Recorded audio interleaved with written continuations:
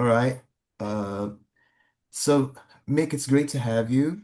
Thank you. Uh, my name is Gutenberg. I'm with the International Marxist Humanist Organization. I am a student of psychology, very interested in humanistic psychology. Now, a lot of people, a lot of our readers, a lot of our viewers, uh, they're not psychologists, they're not humanistic psychologists. So, could you please tell us a bit about you and who you are and what you do? I am a professor of counselling psychology at the University of Roehampton in London. And I mainly teach on a doctoral program for counselling psychologists. So psychologists who go on to work in clinical practice and do a range of supervision and consultancy work. I'm also a psychotherapist trained as what's called an existential psychotherapist. Mm-hmm. Um, and a practicing counseling psychologist. And I guess a couple of years ago, I wrote a book called Psychology at the Heart of Social Change, which was really trying to bring together a humanist and a socialist agenda. Mm-hmm. And we founded an organization called Therapy and Social Change, which is also, again, a kind of alignment of progressive and therapeutic ideas. And I came from a background. My parents were very political, very politically progressive. I was always very interested in progressive politics, and I was always on the left as a young person, and Mm-hmm. interested in Marx, and had that background from my parents.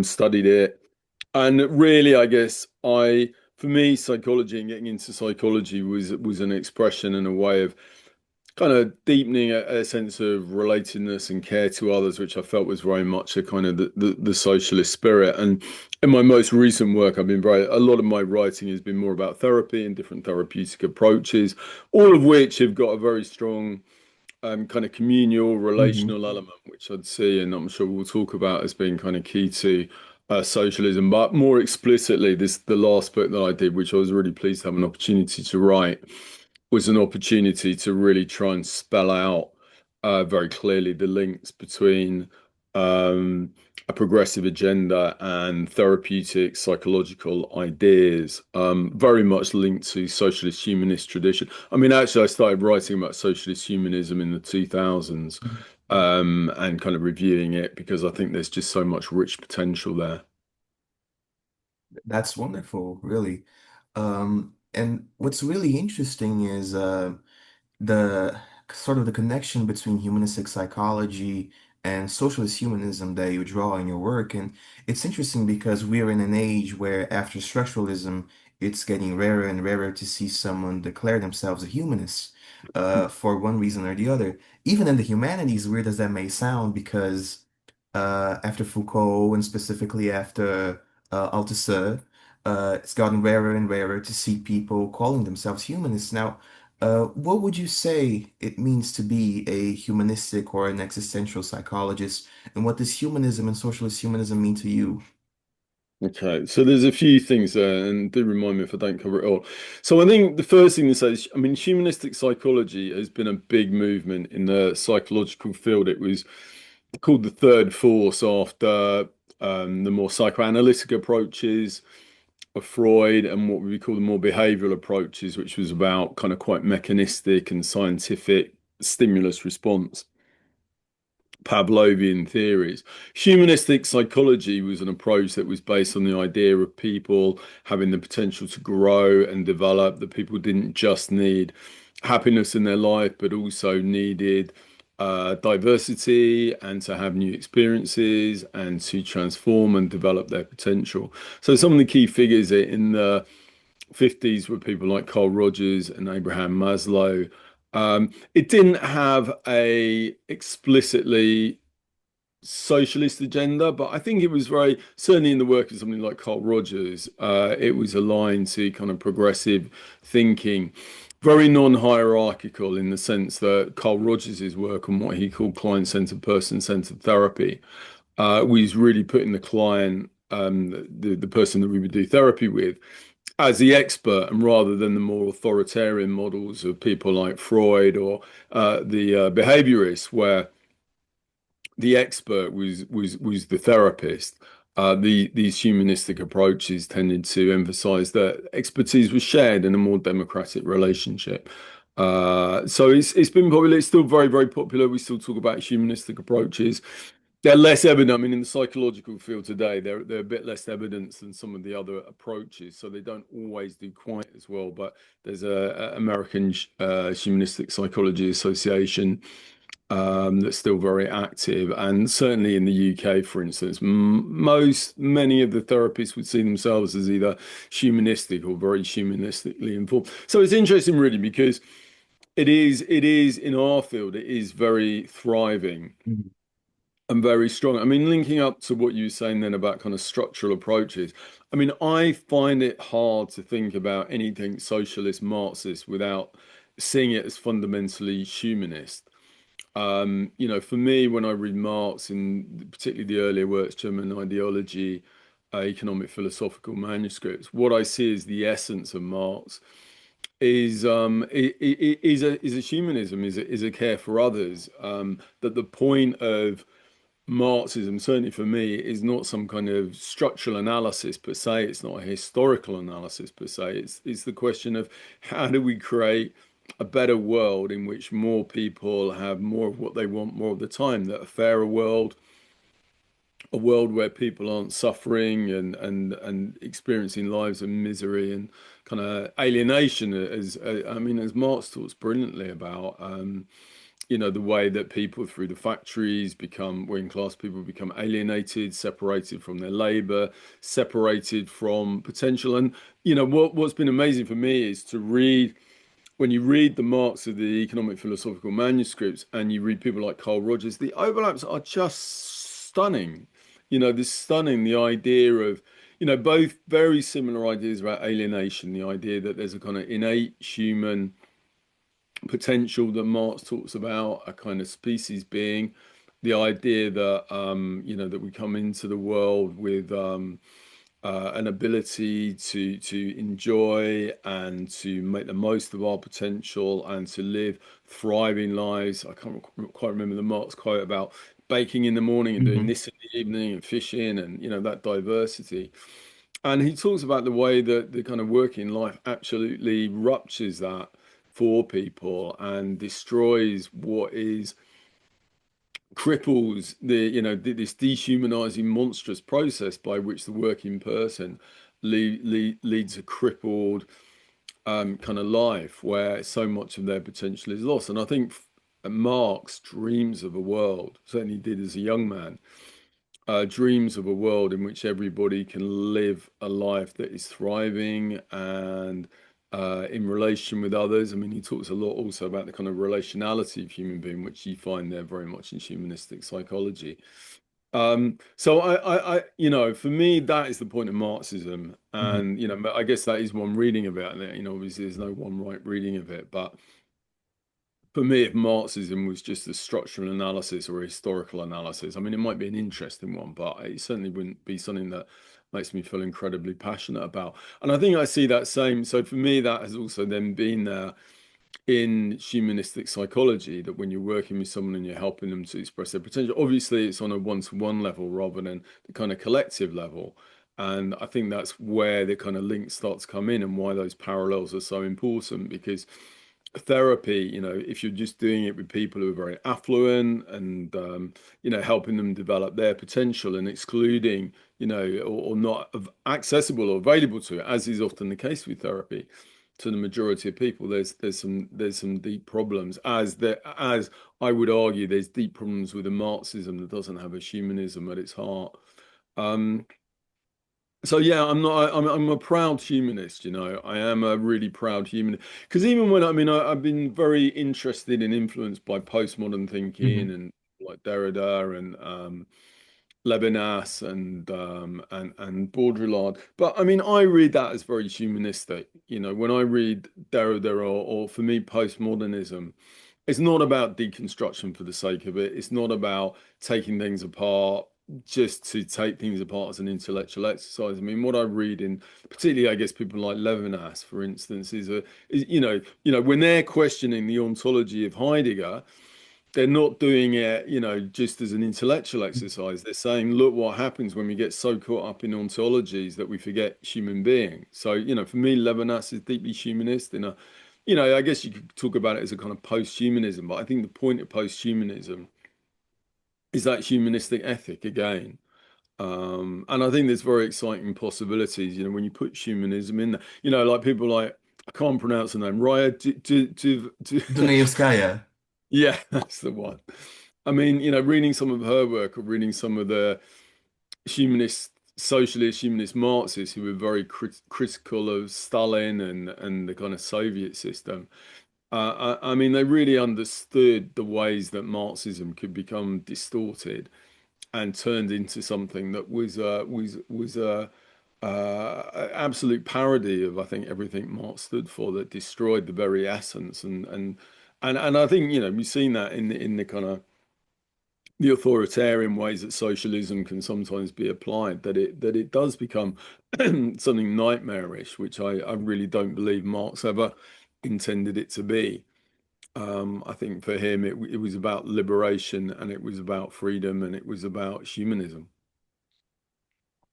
It's fantastic. And touching a bit on this specific brand of socialist humanism, which is very different from what most people think when they think of socialism or when they think of Marxism. They usually picture those red caps with the stars. But you mentioned some thinkers that a lot of people may not be very familiar with, and like Dunayevskaya, like maybe Derrida, maybe a bit of Levinas, and this openness to other systems of thought that would be heretical in some places like the Stalin Soviet Union.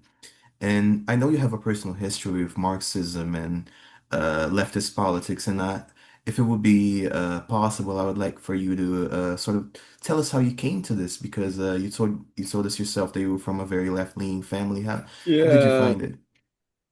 So I mean, both my parents were members of the Communist Party and very involved in kind of communist politics from a bit of a distance. Actually, my dad was a film distributor, so they were quite affluent.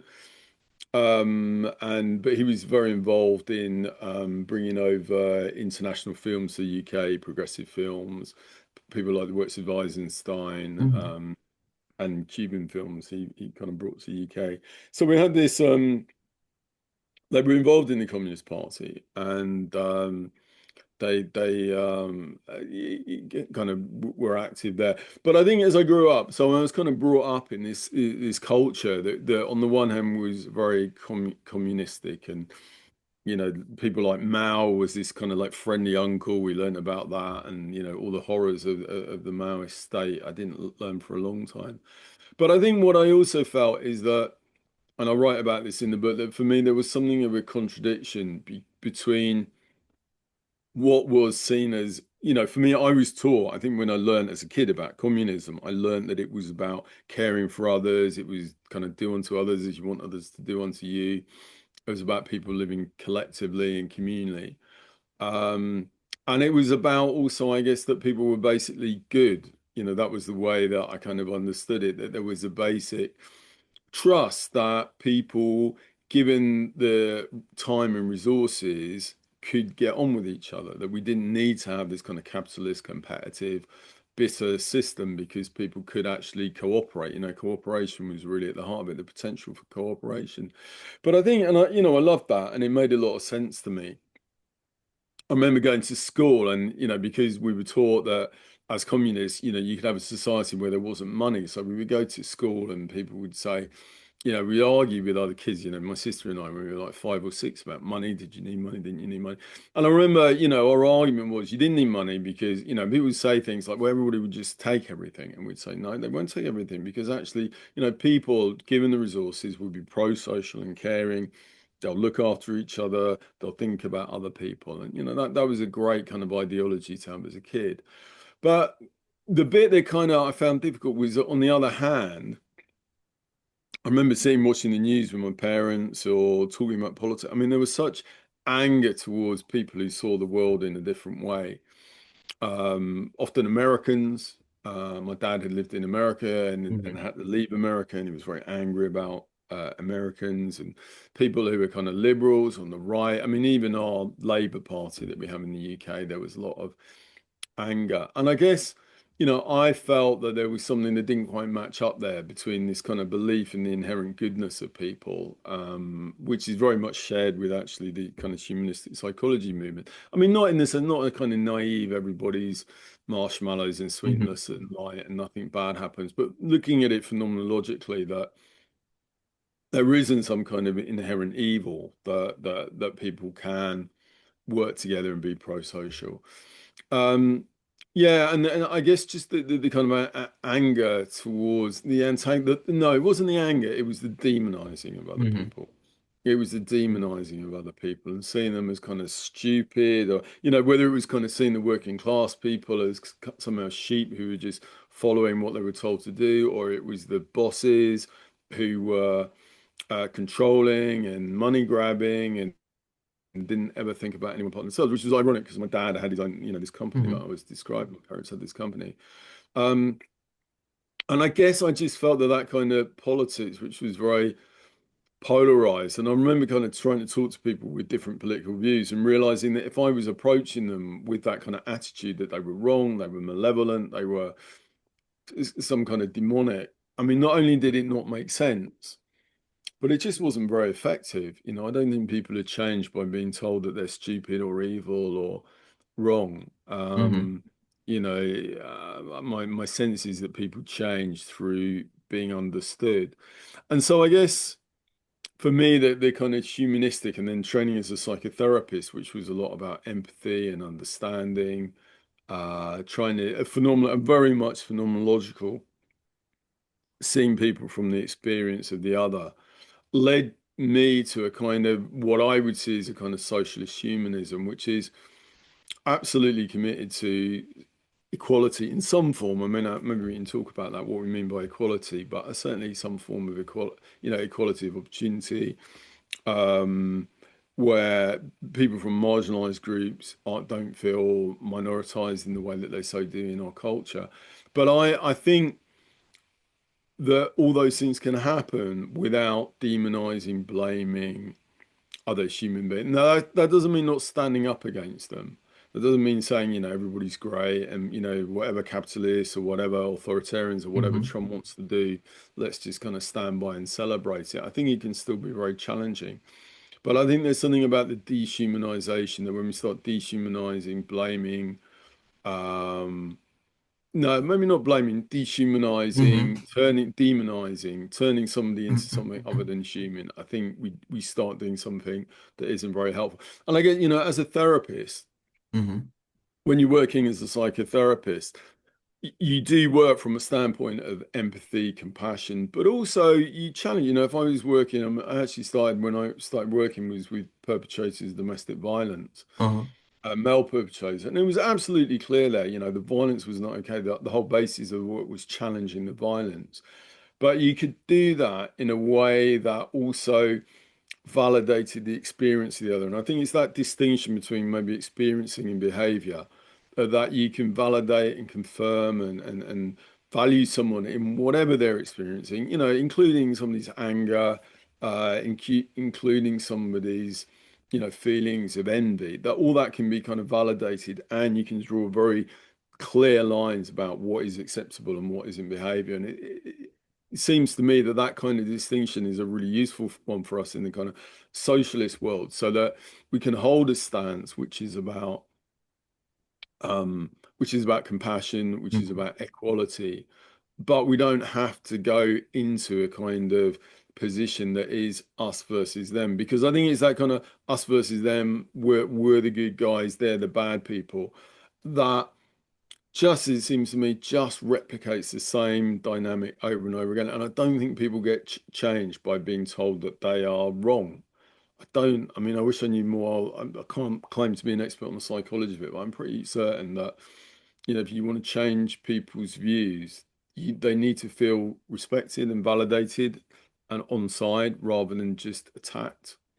People might comply. I mean, well, certainly from the psychological literature that I do know, if you tell somebody, you can force somebody to comply with a particular standpoint, But real internal change comes from somebody thinking and actually having the space to think about something which they can't do if they're feeling Mhm. attacked. And what you said, if I could interject a bit here, it reminds me a bit of what Paulo Freire said on his conception of revolution was a very democratic one because he saw the taking of power by the masses as an act of humanization in itself because uh, you took away the oppressor's role as the oppressor. He was no longer that dehumanizing force that also dehumanized himself or herself or themselves. In that way, it's very much a humanistic act, that of political organization because it grants the other that is so used to this othering of other people, uh, the ability to be us, to be the in the I and thou sort of. But I'm getting a bit sidetracked. I wanted to ask you a bit more directly about specifically your organization, your work. I think it's very important in the time that we're living now because we're living in very politically chaotic times. I guess the myth of the end of history is sort of gone out the window. But I wanted to ask you, what do you think is there for psychologists and psychotherapists to do inside and outside of the clinic? What is there for us to do? How can psychology help build a better world? Yeah, so I mean, there's Gutenberg. There's so many interesting and important things I think you're saying there. Firstly, I mean, I think what you said about Paulo Freire, absolutely. I mean, I read his work is deeply humanistic and really holding that tension between a deep humanism that doesn't get into demonizing, doesn't get into othering those who hold a different position or those in power. Kind of, it gets on with, I think it gets on with it. That was my reading of him, that it gets on with it. It's about groups kind of working together. And I think that shows and manifests a kind of humanism which is not kind of non-violent towards the other, that can work with the other, that feels incredibly, and I guess that's part of the reason his work is so internationally known and so loved. You also touched there on the work of Martin Buber, who's another socialist humanist who I think is his work was so important. I mean, Buber's work has been very influential on me in terms of relationality and the kind of primacy of relationship, which, my sense is when you look at, I don't know what the political field is like in Brazil, but certainly when you look at left-wing organisations over in the UK, like, Hmm. say, Socialist Workers' Party or Revolutionary Communist Party, I mean, that it's just completely absent. I guess it's seen as soft, it's seen as kind of too weak, but I think it's in that emotional depth of connection and in that emotional bonding that we find the heart of a socialism that can really create a better way of relating and being in the world together for all of us, that it accesses some kind of deep care. And I think without accessing that deep care, without socialism coming from that place of deep care, then there's so much of a risk and a history that it can replicate much more oppressive systems. And something we learn in therapy, I mean, as a therapist, you go through a lot of training, and a lot of that work is about your own self-development. You go through your own therapy. I went through my own therapy for years, as have most psychotherapists. And I think that work about moving from a position of blaming others, demonizing others, to one which is more compassionate and caring. I mean, that takes an enormous amount of work. I certainly wouldn't claim to be there yet. I think one thing that therapy teaches us is that socialism is really difficult emotional work. That it's difficult emotional work, that it's one thing to fight for equality, but as we know from politics, so much of politics is driven by ego, self-esteem. I mean, probably ego is not a good way of putting it, but needs for self-esteem, shame, and the fear of being shamed by being seen as a kind of loser. Masculinity and toxic masculinity, I think, has a massive part to play in how politics is often acted out. There's all these complex dynamics that I think therapeutic work. I mean, I'm not, I don't think in any way everybody needs to go into therapy and that's going to sort out the left. But I think if we can, through that kind of reflexive process and understand our own needs and what we're doing when we're doing politics and kind of recognizing that emotional component to it, as well as the kind of wider political, I think that can be a really positive step forward in being able to create a kind of genuinely caring socialist agenda. I mean, just as one example, when you look at the splits in the left Hmm. and you look in the way that the left is so often divided, why is that? That's not just about ideology. That's not just that people have slightly different political beliefs. I mean, Freud talks about the narcissism of small differences, and you know, it's much more to do often with things like power, control, self-worth. I think shame, a lot of therapy, psychology these days talks a lot about shame. And that's a massive driver, the fear of being shamed and what that does to people politically. That if you're in an organization and you're being maybe excluded from it or feeling excluded, or maybe, there's another man or a woman there who's taking control and you feel that you're taking control away, what often perpetuates kind of fights and divisions is that fear of not wanting to be seen as weak, being seen as vulnerable.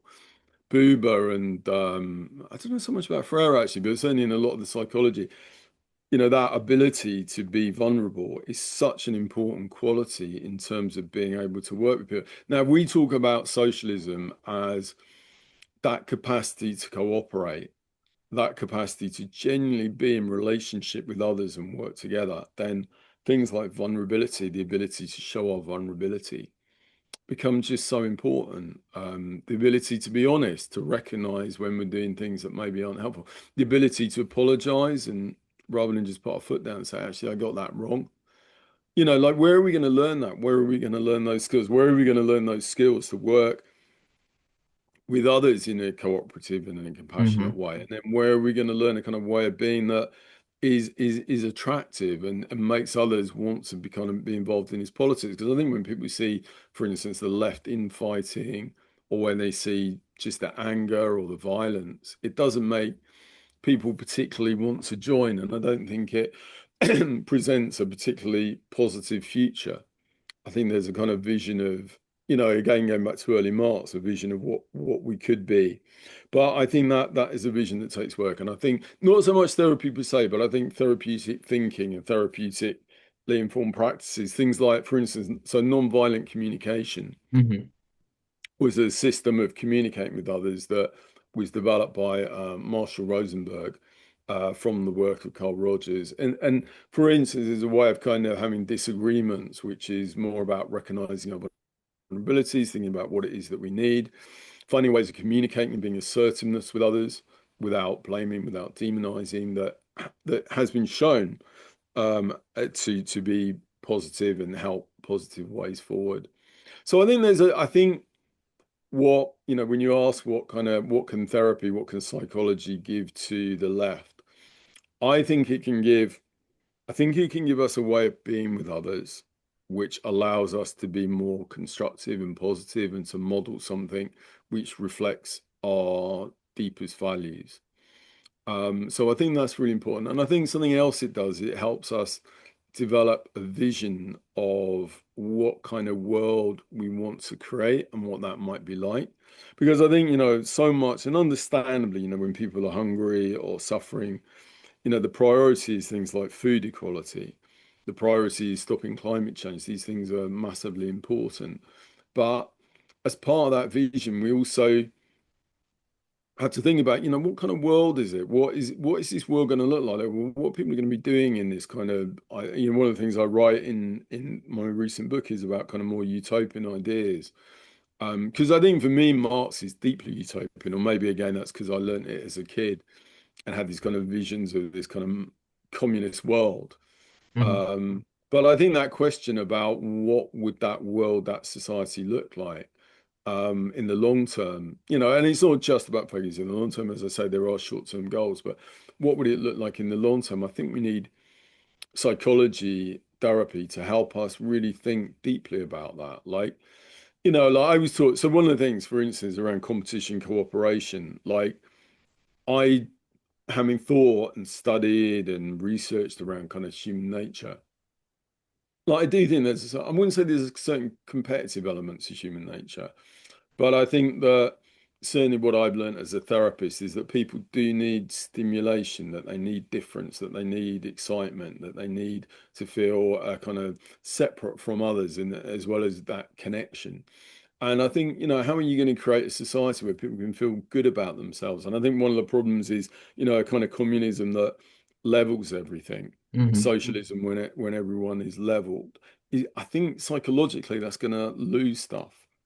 Um, there's really interesting work, and I think psychologists are kind of fairly agreed on what are the kind of most basic human needs. Like, so relatedness comes up a lot, like self-esteem comes up a lot, like freedom, self autonomy. Meaning is another one that comes up a lot. Kind of truth, authenticity, maybe that might be one. I think, so when we're talking about, and that's it, of course, in addition to the very basic human needs like food, shelter, fairness. But I think, we want to have a vision, and if we want a vision that is attractive to people and draws people into more progressive ways of thinking, then I think there's a lot from psychology we can learn. And that's certainly not to say that psychology is better than the history or politics or economics or social. I think they've all got something very important to teach us. But I think there is something wonderful about psychology that can contribute to progressive understandings. And for me, that again, a lot of it goes back to Marx. I mean, Marx was a brilliant he was a brilliant psychologist. Some of Marx's psychology. I mean, there's somebody called Vygotsky, Hmm. who was a Russian psychologist in the 30s, who developed and is a very, very influential developmental psychologist, and talks about the way that kind of language and structures the kind of inner world, the outer world structures the inner world. Brilliant psychologist. But actually, if you read Marx, he was there with some of these ideas, incredibly when he was writing, as a young man. I mean, he really was brilliant in the way that he kind of prefigured a lot of these ideas. So, a lot of this is about kind of going back and reconnecting, if you like. And I think that's what a lot of the socialist humanists have always wanted to do, the Marxist humanists, is kind of reconnect with the spirit of the early Marx. Because there's a sense of without that, you just lose, if you're just left with the structural stuff, you lose the essence of it. Hmm. All right, that was wonderful, Mick. I had a great time talking to you. I believe, I hope you had a great time as well. Uh, just, uh, just thanking you again for being with us. We have a few minutes left on the recording. Specifically, I think we have about 2 minutes. Would you like to say a few final words, just uh, to know what our readers and our viewers would, what would you like us to leave with? Yeah, no, it's really nice talking to you, Gutenberg. I appreciate this space. It hasn't been so much a dialogue as a rant, perhaps, but I mean, I think that Marxism and humanism makes a really wonderful combination. I think that when you combine beliefs about equality and a commitment to equality with an understanding, because what is it that we want to be equal about? And I think Hmm. ultimately it's about quality of living, whether that's in terms of having enough food, safety, shelter, not being attacked in a kind of warfare. Um, but it's all about kind of quality of living. And I think to combine those two ideas of equality, fairness, and quality of living has the potential, and has always had the potential. Of course, why Marx is so popular is because it's always had the potential of radically and revolutionary thinking about what kind of society that we could have. But it also, it raises challenging questions. I was saying earlier about equality, what do we mean by fairness? What do we mean by equality? How do we find a fairness that isn't stultifying? I think those are complex questions. What is it? What does it mean to have a quality of life? That, I was saying there's things that psychologists think about, but there's Hmm. still much more to learn. How do we balance like everybody having access to things, with people being able to feel differentiation and being able to feel a kind of sense of specialness. How do you balance collectivization, collectiveness against individuality? So I think Marxism, humanism, maybe rather than providing answers alone, creates a space in which we can ask some really fundamentally important questions for the future. And obviously, there's kind of immediate short-term concerns. There's, what's going on in Ukraine, what's going on in Gaza, of course, now what's going on in Iran, Hmm. all these, really fundamental issues. But I think also for us having a long-term vision and having both a kind of process and a means towards and a vision of what it means to live peacefully with others is a way that we can generate uh, energy, motivation, excitement about the kind of work that we're doing. So it's been a real pleasure having this opportunity to talk a bit about it. All right, fantastic, Mick.